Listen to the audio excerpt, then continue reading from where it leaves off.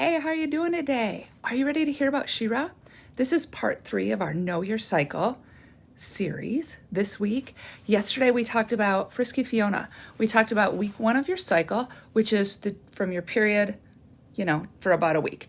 Now, the first thing I want you to remember is that, these aren't like hardcore, okay, here's week 1 to week 7, week day 1 to day 7, here's day 8 to day 14. These are fluid, right? We're talking about hormones here.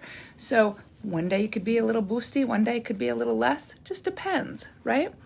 But the gist is hormones are increasing. Estrogen is increasing, right? During weeks 1 and 2, estrogen is on the rise. Estrogen is responsible for helping build muscle and helping build libido.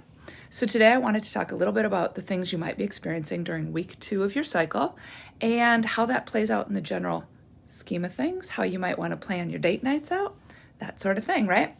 Okay, so toward the end of week 2, right? So the estrogen phase goes through up until ovulation, right? Ovulation, that's when we can get pregnant, right? So also at ovulation, just thereabout, testosterone also increases, right? So that gives an added boost to muscle gains, but also an added boost to that frisky thing, right? All right, so the 2 things that this week is definitely known for is lifting really, really heavy weights, right? This is the week you're going to make gains in the gym. This is the week that lifting heavier than normal is going to feel so easy. This is the week you're not going to need a lot of rest in the gym. Get in and get it done. Get those personal records taken care of. The other thing, sex. Libido is revving on high the further we get into this phase, right? Right up till ovulation, estrogen is high, testosterone starts to kick in a little bit, and sex is on the brain a lot. This is a great time socially to go out and have some active dates, go out dancing, go for a hike, meet up with friends. And the good news is there's going to be plenty of energy left over for after date activities. I will learn to wink one day.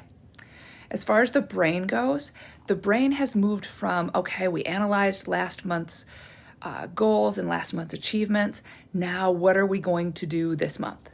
It's brainstorming time. It's time to be creative. It's time to get out the art supplies if that's your thing. It's time to write the next couple chapters of your book to outline the whole thing, right? To really take action on the creative side of your brain. And recovery. This is an interesting one because honestly, this girl's not going there.